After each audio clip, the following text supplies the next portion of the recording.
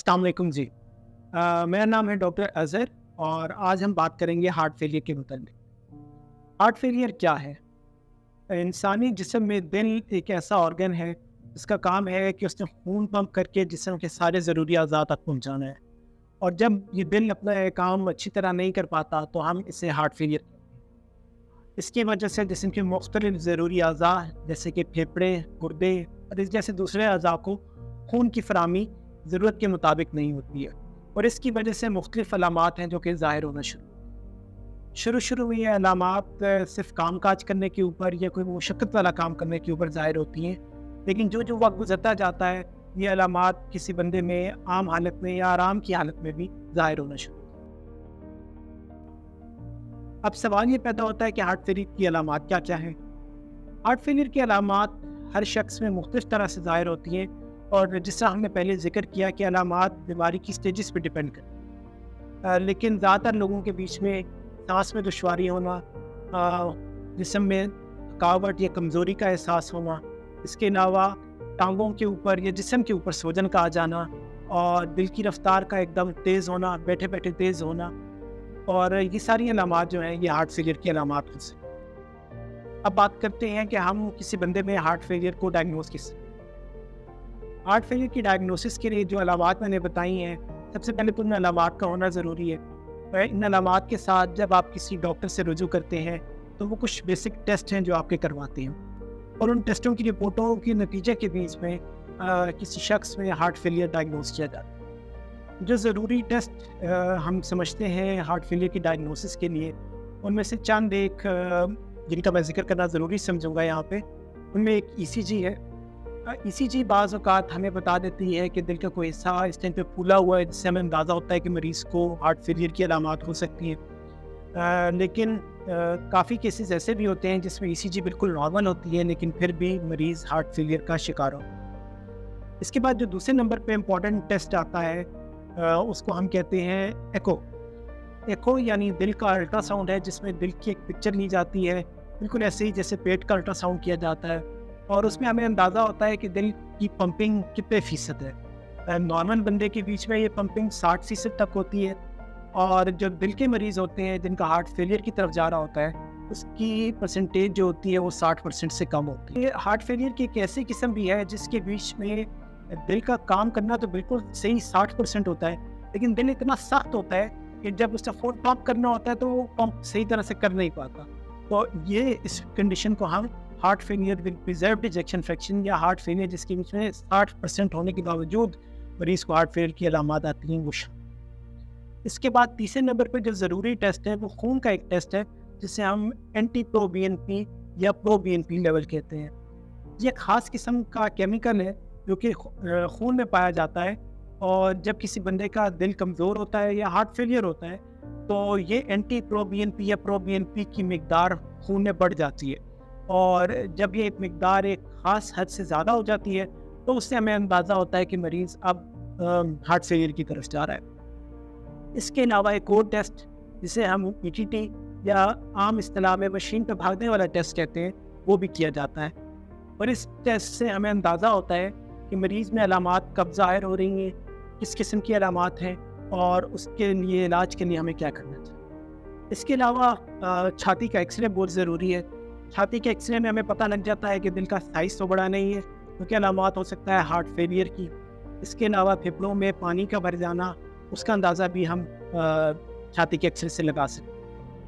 एक और टेस्ट जो कि इंतहाई ज़रूरी समझा जाता है हार्ट फेलियर की डायग्नोसिस में, एक बड़ा टेस्ट जिसे कैथ टेस्ट कहते हैं, के ज़रिए आपकी बाजू की शरेयानों से या टांगों की शरेयानों से आपके दिल के अंदर जो प्रेशर बना होता है उस प्रेशर को मेजर किया जाता है, और इस प्रेशर से अंदाज़ा लगाया जाता है कि मरीज़ का हार्ट फेलियर का है या उसको जो अलामात आ रही हैं सांस फूलना वो किसी और वजह से। कैथ स्टडी के साथ साथ फिर और भी बहुत सारे खून के टेस्ट आ जाते हैं जिनको हम करवाना ज़रूरी समझते हैं हार्ट फेलियर की डायग्नोसिस के लिए, लेकिन हर मरीज़ के लिए वो टेस्ट लाजमी नहीं। इनमें न्यूक्लियर स्कैन या थेलियम स्कैन जिसे कहते हैं वो ज़रूरी समझा जाता है, और इसके अलावा दिल का MRI भी करवाया जा सकता है। लेकिन कौन सा टेस्ट कराना ज़रूरी है और किस टेस्ट को करवाए बगैर भी हम हार्ट फेलियर लेवल कर सकते हैं, ये बात आपका मुअल्लिज या डॉक्टर ज़्यादा बेहतर बता सकता है। अगला सवाल ये पैदा होता है کہ اگر کسی مریض میں ہارٹ فیلئر کی تشخیص ہو گئی ہے تو اس کو آگے کیا کرنا چاہیے۔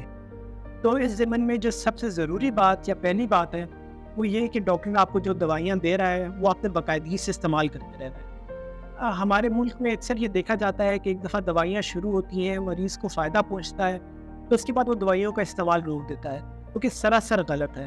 یہ بات سمجھنے کی ہے کہ ہارٹ فیلئر میں دل کمزور ہو چکا ہوتا ہے، اور اب جو مریض کی علامات میں بہتری آتی ہے وہ دوائیاں کھانے کی وجہ سے ہے، اور جب آپ ان دوائیوں کو چھوڑ دیں گے تو پھر علامات دوبارہ ظاہر ہوں گی۔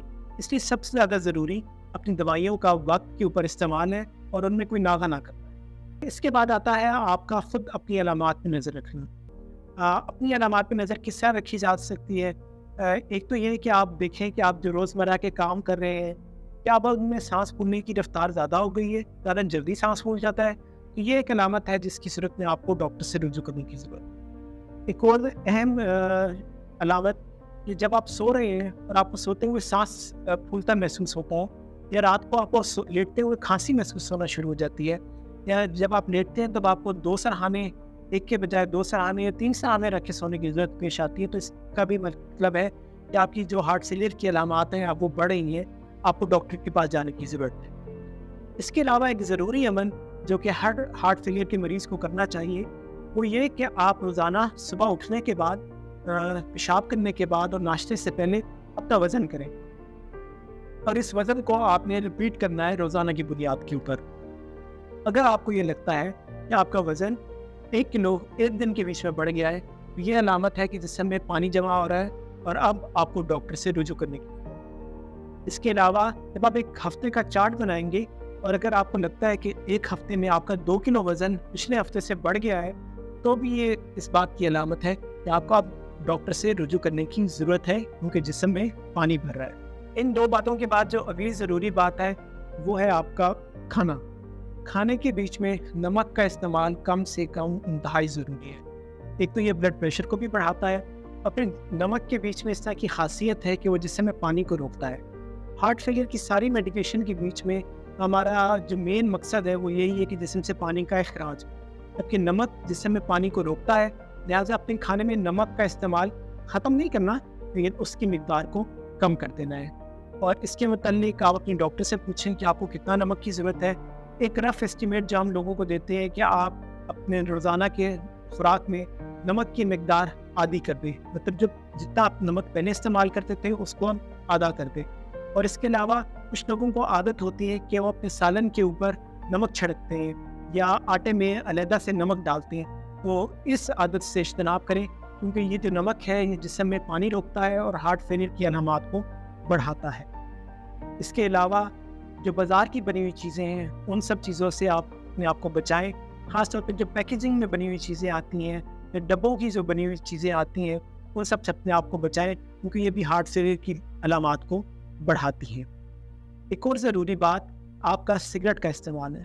سگریٹ کو مکمل طور پہ استعمال کرنا بند کریں، کیونکہ سگریٹ آپ کی جو علامات ہیں ہارٹ فیلئر کی ان کو بہت زیادہ حد تک بڑھاتا ہے۔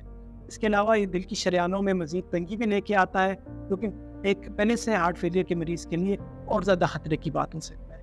تو ہر قسم کا تمباکو کا استعمال اس کو مکمل طور پر بند کرنا ایک ہارٹ فیلئر کے مریض کے لیے انتہائی ضروری ہے۔ اس کے علاوہ آپ اپنا وزن کم کرنے کی کوشش کریں، ہیلدی ایکٹیویٹیز کے بیچ میں اپنے آپ کو انوالو کریں۔ ایک ہفتے کے بیچ میں کم از کم آپ نے 150 منٹ کی واک لازمی کریں۔ اس کا مطلب یہ ہے آپ اس کو رف اسٹیمیٹ دیں تو ہر روز آپ نے 30 منٹ کی واک کو اپنا معمول بنانا ہے، کیونکہ اس سے ہارٹ فیلئر کی جو علامات ہیں وہ کم ہوں۔ ایک اور ضروری بات جس کا آپ نے بہت خیال رکھنا ہے وہ یہ ہے کہ آپ نے کوئی سپلیمنٹس یا کوئی حکیمی دوائی وغیرہ کا استعمال خود سے شروع نہیں کریں۔ ہر دوائی سے متعلق ڈاکٹر سے پہلے رجوع کریں، کیونکہ بہت ساری دوائیاں ایسی ہیں خاص طور پہ جو آج ہمارے حکیم وغیرہ پرسکرائب کرتے ہیں جس میں اسٹیرائڈ کا استعمال بہت زیادہ ہوتا ہے۔ جو اسٹیرائڈ جو ہوتے ہیں جسم میں پانی کو روکتے ہیں، اور ہارٹ فیلئر کا جس سے میں نے پہلے ذکر کیا ہے کہ ایک ہی اس کا ٹریٹمنٹ کا علاج ہے جسم سے پانی کو نکالا جائے۔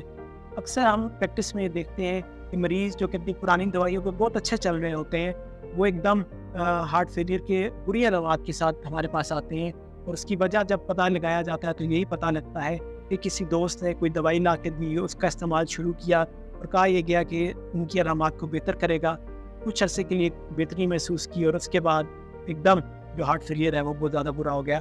تو لہٰذا حکیمی دوائیوں سے اور فوڈ سپلیمنٹس اور غیر ضروری گولیوں سے اپنے آپ کو بچائیں. کچھ درد کی دوائیاں جیسے بروفن ہو گئی اور نیپروکسن ہو گئی، اس طرح کی دوائیوں سے بھی اپنے آپ کو بچائیں، کیونکہ یہ بھی ہارٹ فیلئر کے مریضوں کے لیے خطرناک ہے. جو بھی دوائی استعمال کریں اس سے پہلے ڈاکٹر سے رجوع کریں اور اس کے بعد استعمال کریں. ایک اور ضروری بات کہ اگر آپ کوئی دوائی مسئلہ کر رہی ہے تو بجائے اس کے کہ آپ خود اس کو ختم کر دیں یا کم کر دیں، اپنے معالج سے رجوع کریں.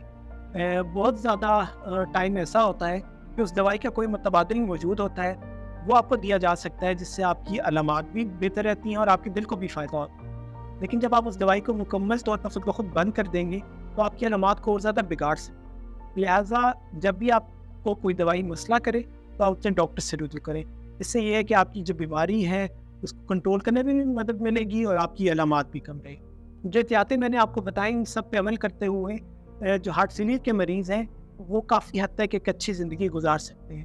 لیکن پھر بھی کچھ مریض ایسے ہوتے ہیں جن کو ہم دیکھتے ہیں کہ وہ ساری احتیاطیں بھی کرتے ہیں، دوائیاں بھی باقاعدگی سے استعمال کرتے ہیں، ورزش وغیرہ بھی کرتے ہیں، لیکن پھر بھی ان میں علامات میں کوئی خاص فرق نہیں پڑتا. تو پھر اس طرح کے کچھ مخصوص لوگوں کو ہم ایک علیحدہ قسم کی بیٹری جسے CRT کہتے ہیں اس کا مشورہ دیتے ہیں. تو CRT ایک بیٹری ہے جو کہ دوسری بیٹری کی طرح دل میں لگتی ہے اور اس کی وجہ سے دل کی جو پمپنگ ہوتی ہے وہ کچھ حد تک بہتر بنائی جا سکتی ہے اور اس سے علامات میں فرق آتا ہے. لیکن یہ طریقہ علاج ہر مریض کے لیے نہیں. پھر ہم دیکھتے ہیں کہ جب یہ تمام چیزیں فیل ہو جاتی ہیں تو پھر آخری جو راستہ ہوتا ہے وہ ہارٹ ٹرانسپلانٹ کا ہوتا ہے. بدقسمتی سے پاکستان میں ابھی تک ہارٹ ٹرانسپلانٹ کا کوئی ایسا پروگرام شروع نہیں ہوا. انڈیا کے بیچ میں آپ نے جس طرح پچھلے دنوں خبروں میں بھی سنا ہوگا کہ ایک ہماری بچی ادھر گئی اور اپنا ہارٹ ٹرانسپلانٹ کروایا. تو جب ساری آپشنس کسی مریض کے پاس ختم ہو جائے تو پھر اس کا علاج آخری ہارٹ ٹرانسپلانٹ رہتا ہے. لیکن انسان کو کوشش کرنی چاہیے کہ بات ہارٹ ٹرانسپلانٹ تک نہ جائے. اگر خدا نخواستہ آپ میں یا آپ کی کسی جاننے والے میں ہارٹ فیلئر کی علامات ظاہر ہو رہی ہیں تو فوری طور پر ڈاکٹر سے رجوع کریں. اپنے دل کے ٹیسٹ، خاص طور پہ ایکو، ECG، خون کے ٹیسٹ اور باقی ایسے ضروری ٹیسٹ جو آپ کا معالج آپ کو مشورہ دیتا ہے وہ ضرور کرائیں.